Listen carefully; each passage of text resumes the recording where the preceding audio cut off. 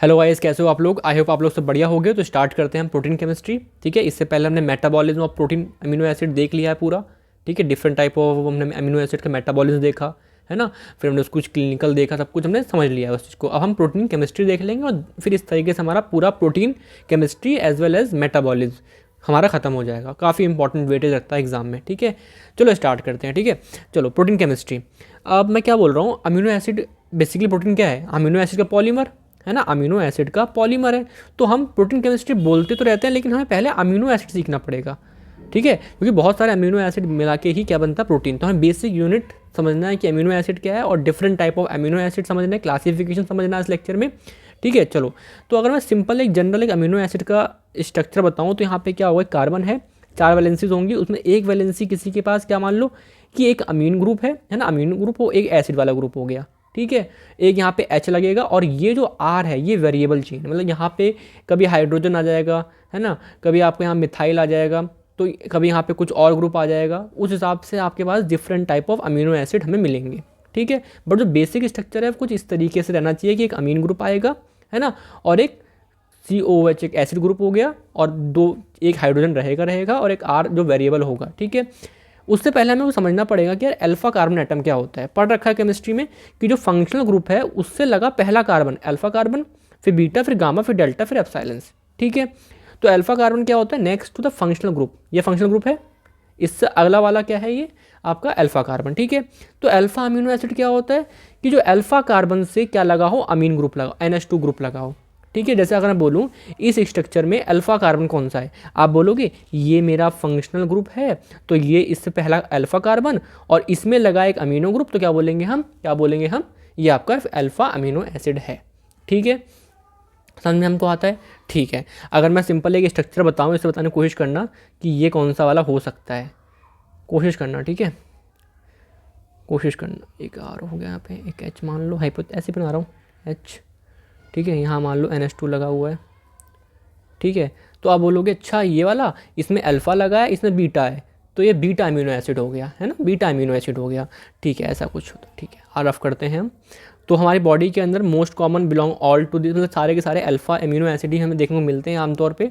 तो जो आपका पॉलीमर होता है पूरा वो एल अल्फ़ा अमीनो एसिड का होता है। जो प्रोटीन होता है अल्फ़ा अमीनो एसिड का पॉलीमर होता है। एल का मतलब क्या है कि जो आपका अमीन ग्रुप है वो लेफ्ट साइड है, अमीन ग्रुप जो है आपका लेफ्ट साइड है। ठीक है, अब यहाँ पे नॉन अल्फ़ा भी होते हैं बॉडी में, बीटा एलेनिन देखोगे आप। अब बीटा का मैं समझ रहा हूँ ना, बीटा का मतलब क्या है कि वो बीटा कार्बन पे लगा होगा। ठीक है, बीटा कार्बन पे लगा होगा। अब बीटा अमीनो आइसोब्यूटरेट है ना, गामा आइसोब्यूटरेट, तो गामा का मतलब ये सिंपल ये बता रहे हैं कि यार आपको जो अमीन ग्रुप है वो गामा कार्बन पे लगा है। गामा का मतलब समझ रहे हो, अल्फ़ा बीटा गामा, मतलब इस वाले पे है ना। ठीक है ठीक है ठीक है। अब एक चीज़ और आती है इसमें, कायरल एटम। कायरल एटम हम पढ़ के आते हैं यार फिजिक्स वगैरह, मतलब सॉरी केमिस्ट्री में, ऑर्गेनिक में देखा होगा आपने है ना। 4 वैलेंसीज होती हैं और वो 4 वैलेंसी सारी अलग अलग हैं। तो ये कार्बन क्या हो गया आपका, ये एटम क्या हो गया, कायरल एटम हो गया, कायरल एटम हो गया, अगर चारों के चारों वैलेंसीज अलग अलग हैं। और इसकी क्या होती है यार, इस तरीके से मिरर इमेज बन जाती है, उसलिए ऑप्टिकली एक्टिव बोलते हैं। तो जितने भी अगर आपके पास एक कायरल एटम है तो वो ऑप्टिकली एक्टिव ही होगा 100%, नो डाउट। ठीक है, तो जितने आपके अमीनो एसिड होते हैं वो उनमें कायरल एटम देखने को मिलता है। ये चारों वैलेंसीज हमको अलग अलग देखने को मिलती हैं, बट एक्सेप्ट ग्लाइसिन। ग्लाइसिन में क्या होता है, जो आपका R था ना, R वहाँ पे हाइड्रोजन ही आ जाता है। तो आप बोलोगे हाइड्रोजन पहले से था अब भी आ गया, तो चारों सेम हो पाए क्या, नहीं। चारों अलग हो पाए क्या, आप बोलोगे नहीं। तो ये नॉन कायरल है, इसलिए ग्लाइसिन आपका ऑप्टिकली इनएक्टिव रहता है। तो ये पता होना चाहिए। ठीक है, चलो आगे बढ़ते हैं।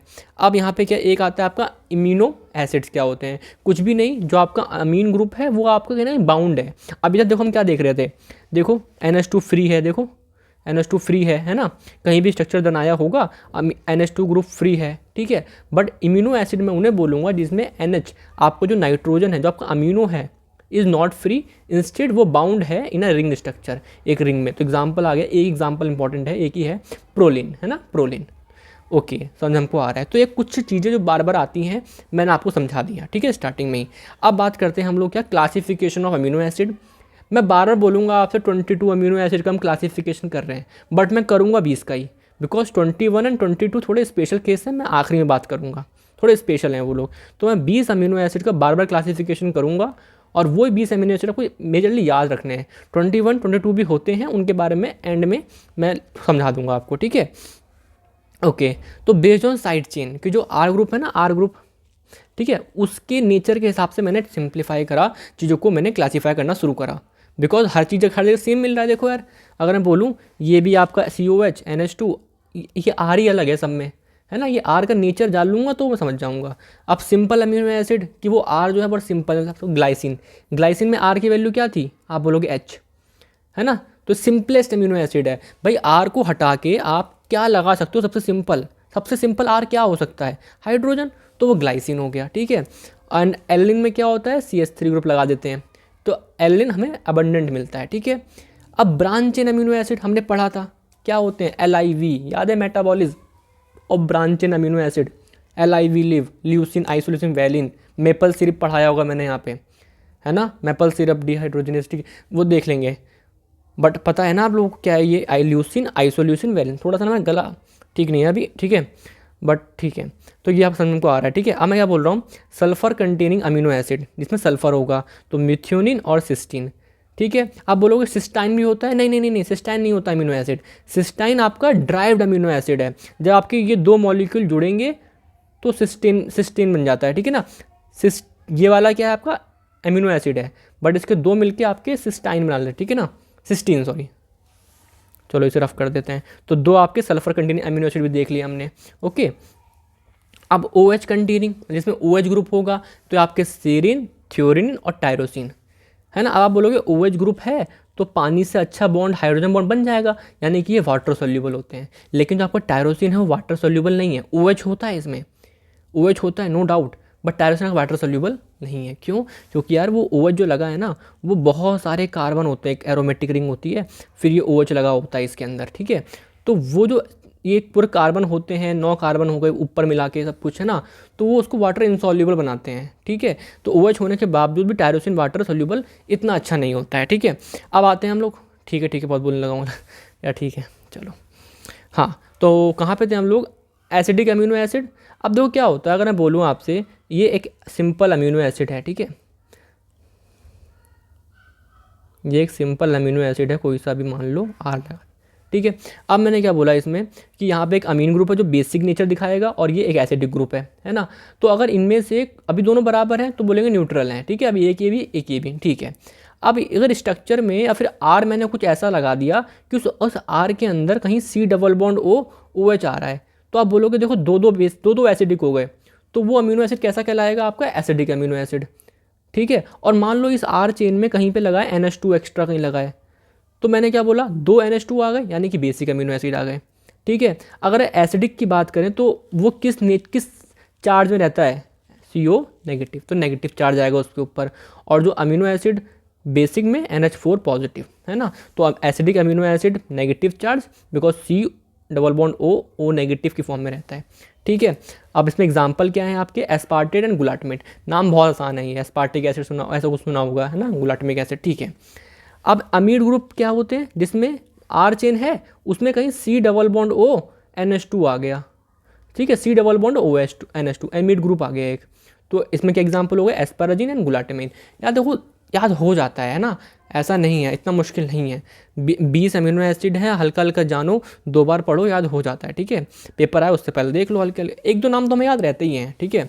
अब basic amino acid, arginine, lysine, histidine, समझ में लो क्यों बेसिक बोल रहा हूँ, बिकॉज इसके अंदर NH2 कहीं ना कहीं ज़्यादा होगा COOH के कंपैरिजन में, है ना, ये ज़्यादा होगा, ठीक है, ओके। मोस्ट बेसिक क्या होता है, ये अर्जिनिन, ठीक है।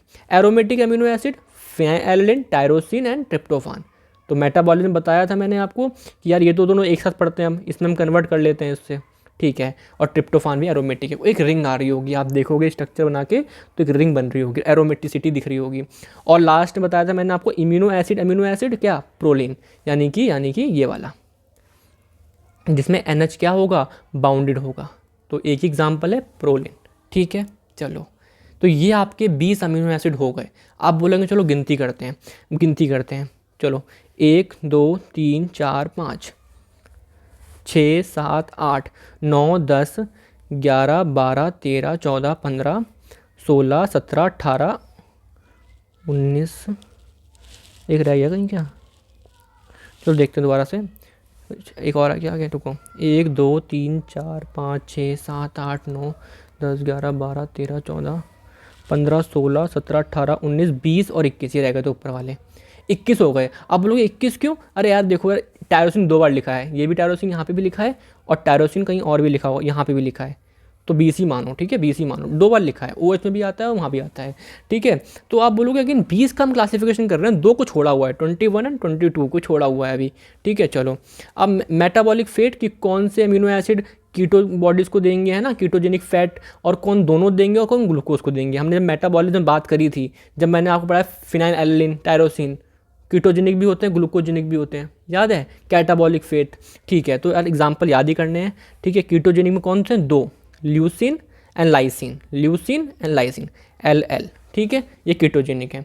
और जो दोनों हैं वो क्या, आपके फेनिलैलेनिन, टायरोसिन, आइसोल्यूसिन और ट्रिप्टोफान। मेटाबॉलिज्म पढ़ोगे इनके बाद डिटेल में याद आ जाएगा। और बाकी जितने भी अमीनो एसिड हैं वो सारे क्या हैं, ग्लूकोजेनिक, कि वो ग्लूकोज बना सकते हैं, ठीक है। ओके, अब based on the characteristic of side chain, कि यार हाइड्रोफिलिक हैं, हाइड्रोफोबिक हैं, पानी से प्यार करते हैं या पानी से नफरत करते हैं। पानी से प्यार का मतलब कहीं ना कहीं इनमें चार्ज होना चाहिए, है ना कोई पोलर होना चाहिए, हाइड्रोजन बॉन्ड बन सकना होना चाहिए। अब वो चार्ज वो दिखा रहे हैं, सपोज करो एसिडिक अमीनो एसिड है, एसिडिक अमीनो एसिड है, इसका मतलब उसके पास COOH ज़्यादा है एज़ कम्पेयर टू NH2, है ना, यानी कि नेगेटिव चार्ज ज़्यादा है as compare to positive charge, ठीक है, नेगेटिव चार्ज ज़्यादा है, ठीक है। तो एसिडिक अमीनो एसिड क्या है आपके, चार्ज पोलर, कि वो पोलर है, हाँ चार्ज है, वो दिख भी रहा है इस तरीके से। बेसिक में कौन चार्ज होगा, पॉजिटिव। बट अनचार्ज और पोलर का मतलब क्या है, अनचार्ज और पोलर का मतलब क्या है, कि अगर मैं सिंपल बताऊं कि यार उनमें ना चार्ज तो होगा, बट ऐसा नहीं कि यार एक डोमिनेट कर रहा होगा एक दूसरे के ऊपर, कि नेगेटिव पॉजिटिव डोमिनेंसी नहीं। OH है ना, OH है, यस, पानी में जाएंगे तो यार सिंपल सा O नेगेटिव अलग, H पॉजिटिव अलग, हाइड्रोजन बन सकता है ना, बट डोमिनेंसी एक तरीके से कोई नहीं है कि नेगेटिव ज़्यादा है पॉजिटिव ज़्यादा नहीं, ठीक है। तो पोलर, अनचार्ज एंड चार्ज, ये दोनों क्या है, पानी में डिजॉल्व हो सकते हैं। और हाइड्रोफोबिक, कोई चार्ज नहीं है यार, जितने बाकी बचे वो सब इसमें आ जाते हैं, ठीक है, कोई इतना बड़ा क्राइटेरिया नहीं है ये। अब ये बहुत इंपॉर्टेंट है, बेस्ड ऑन न्यूट्रिशनल रिक्वायरमेंट। अब देखो क्या होता है, एक होता है essential, semi essential, non essential. Non essential मतलब मुझे चाहिए नहीं, हमें बॉडी में डाइट में नहीं मिलना चाहिए, कोई दिक्कत नहीं है, मेरी बॉडी खुद बना लेगी, कोई दिक्कत नहीं है ना। इसेंशियल क्या है, मेरी बॉडी बना नहीं पा रही है, अब बना भी रही है तो उससे बनाने के लिए 7 से ज़्यादा स्टेप चाहिए, तो मुझे बाहर से खाना होगा, मोर देन 7 स्टेप चाहिए उससे बनाने के लिए, बॉडी के अंदर अगर बनाए भी तो भैया दिक्कत है ना, इतना स्टेप, खर्चा पानी बहुत लगेगा, तो उसे हम डाइट में लेना होता है, ठीक है। तो इन्हें याद करने होता है हमको यार, कैसे करता हूँ मैं, प्राइवेट टिम हिल, प्राइवेट को लिखते कैसे हैं, PVT टिम हिल, ठीक है। तो याद कर लो यहाँ से, फेनिलैलेनिन, वैलिन, है ना, ट्रिप्टोफान, टायरोसिन को भी ले लो, ठीक है, आइसोल्यूसिन ले लो, मिथ्योनिन ले लो, है ना, हिस्टाडिन ले लो, आइसोल्यूसिन ले लो, है ना, ल्यूसिन ले लो, लाइसिन ले लो, तो आपको कुछ हिंट मिल जाएगी, आपको थोड़ी हिंट मिल जाएगी कैसे लिखना है ना। तो PVT टिम हिल, हमें नाम पता होते हैं अमीनो एसिड के, लेकिन हमें थोड़ा स्टार्टिंग वर्ड मिल जाता है ना एक, तो हम उसे जल्दी बोल देंगे, ठीक है। और 9 होते हैं, तो आपके ये सारे इसेंशियल अमीनो एसिड है, क्या होता है इनमें, इन्हें हमें डाइट से लेना होता है, हमारी बॉडी के अंदर नहीं बन रहे हो। तो सेमी इसेंशियल, अर्जिन, कि कुछ बॉडी में बन भी रहा होता है और कुछ हमें लेना भी पड़ेगा, ठीक है। कंप्लीट प्रोटीन क्या होते हैं, कंप्लीट प्रोटीन क्या होते हैं, ऐसा प्रोटीन जिस खाने से मुझे सारे के सारे इसेंशियल अमीनो एसिड मिल जाए, यानी कि 9 के 9 इसेंशियल अमीनो एसिड उसमें मिल रहे हो, ठीक है, ऐसा प्रोटीन खाऊं मैं, सब कुछ मिल जाए उससे बोलते हैं कंप्लीट प्रोटीन है। तो ये कुछ क्लासिफिकेशन था आसान सा, ठीक है। अब हम बात करते हैं थोड़ा सा ड्राइव्ड अमीनो एसिड। अब देखो क्या होगा ना, आप बायोकेमिस्ट्री में आगे बढ़ोगे तो आपको बहुत से ऐसे नाम मिलेंगे, आप बोलोगे ये है तो है क्या, है ना, क्या ये अमीनो एसिड है, क्या ये प्रोटीन है, ये है तो है क्या, है ना। तो वो कुछ नहीं होता है, अमीनो एसिड में कुछ चेंज करता हूँ, क्या चेंज करता हूँ, पोस्ट ट्रांसलेशन, जब हम पढ़ते हैं ट्रांसलेशन, ट्रांसक्रिप्शन, पहले ट्रांसक्रिप्शन होता है फिर ट्रांसलेशन, उसके बाद हम अमीनो एसिड मिलता है हमको, उसमें कुछ बदलाव करता हूँ, कुछ OH ग्रुप लगा दिया, कहीं कार्बोक्सी ग्रुप लगा दिया, कुछ भी बदलाव करता हूँ और उससे मैं उस अमीनो एसिड को मॉडिफाइड कर लेता हूँ, तो उसे बोलते हैं ड्राइव्ड अमीनो एसिड। उसके लिए कोई कोडोन नहीं है। अगर मैं पूछूँ आपसे मिथोनिन के लिए कोडोन क्या होता है, आप बोलोगे AUG, सबको पता होता है ना। तो यहाँ पे क्या है, इन सब के लिए कहीं ना कहीं कोडोन होगा, जितने भी आपके ये हैं सब 22 के लिए कुछ ना कुछ कोडोन होगा, ठीक है। बट ड्राइव्ड वाले के लिए कोई भी कोडोन नहीं है ऐसा, वो बस मॉडिफिकेशन करा गया है, ठीक है। जैसे आप देखोगे लाइसिन एक अमीनो एसिड है और हाइड्रोक्सी OH ग्रुप लगा दिया इसमें, तो हाइड्रोक्सी लाइसिन, तो आप ये क्या बोलोगे, अमीनो एसिड है क्या? नहीं, ये ड्राइव्ड अमीनो एसिड है। या आप देखोगे विटामिन सी में, है ना, कोलेजन वगैरह में हेल्प करेगा ये बनाने में। ऐसे ही आप देखोगे विटामिन के में आप देखोगे रिक्वायर गामा कार्बोक्सिलेशन, है ना, ऑफ विटामिन के, तो कुछ कार्बोक्सी ग्रुप लगता है, तो यार कार्बोक्सी ग्लूटामेट में, ग्लूटामेट एक अमीनो एसिड है, उसमें मैं कार्बोक्सी ग्रुप लगाता हूँ, ठीक है। तो आप बोलोगे यार ये क्या हो गया, तो ग्लूटामेट से क्या बन गया, गामा कार्बोक्सी ग्लूटामेट, तो वो भी मॉडिफिकेशन है ना, वो भी ड्राइव्ड अमीनो एसिड है। ऐसे ही आप पढ़ोगे आगे चल के डेस्मोसिन, पढ़ाऊँगा कोलेजन वगैरह में, इलास्टिन वगैरह में, है ना, तो वो भी क्या है, लाइसिन से ड्राइव करा गया है, तो इलास्टिन वगैरह में देखोगे।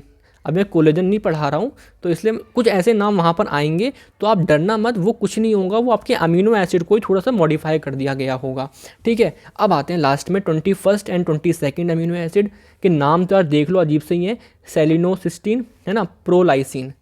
अब मैं आपसे बोलूँ, आपने एक सुना है UAG, UGA, है ना, तो ये सब क्या थे आपके, ये आपके स्टॉप कोडन थे, क्या थे ये, कि ये जैसे आ जाएंगे, है ना, ये स्टॉप कोडोन थे, कि जैसे ये आ जाएंगे वैसे क्या हो जाएगा, आपका ट्रांसलेशन रुक जाएगा, ख़त्म हो जाएगा। बट जब ये नॉन कोडिंग, ये क्या होते, नॉन कोडिंग थे, कोड नहीं करते थे, बट ये कन्वर्ट हो जाते हैं कोडिंग में, स्पेशल केसेस में ये कोडिंग में कन्वर्ट हो जाते हैं, ठीक है। तो मान लो UGA नॉर्मली क्या करता था, स्टॉप कोडोन, बट अब कैसा हो गया, कोडोन, मतलब ये कोड कर रहा है ना, तो वहाँ प्रिकर्सर क्या है, अमीनो एसिड का सीरिन से बनता है ये, ठीक है। ऐसे अगर प्रोलाइसिन कोडोन क्या है इसका, UAG, तो आप क्या, 2 अमीनो एसिड और हमें कोड करके मिले, बट ये कोड कुछ स्पेशल थे, इनको हमने नॉन कोडोन, जो कोड नहीं करते थे, UAG और UGA आपके स्टॉप कोडोन है, बट वो वापस से कोड करने लगे, रिकोडिंग करने लगे, ठीक है। तो ये कुछ बातें थी इसमें, 21st एंड 22nd अमीनो थोड़ा सा स्पेशल है, ठीक है। बाकी तो आपको जानते हो, आप चीज़ें सिंपल हैं, ठीक है। तो आपको नोट्स वगैरह मिल जाएंगे टेलीग्राम चैनल पे, शेयर कर दो, ठीक है, ज्वाइन करो, है ना, हो सके तो यार अपने बैचमेट्स को शेयर करो कि यार एक बार पढ़ के देख लो, है ना, कोई कंपलसरी नहीं, ठीक है, पढ़ के देख लो, ठीक है, मज़ा आ जाएगा। चलिए ठीक है, चलिए, थैंक यू, बाय।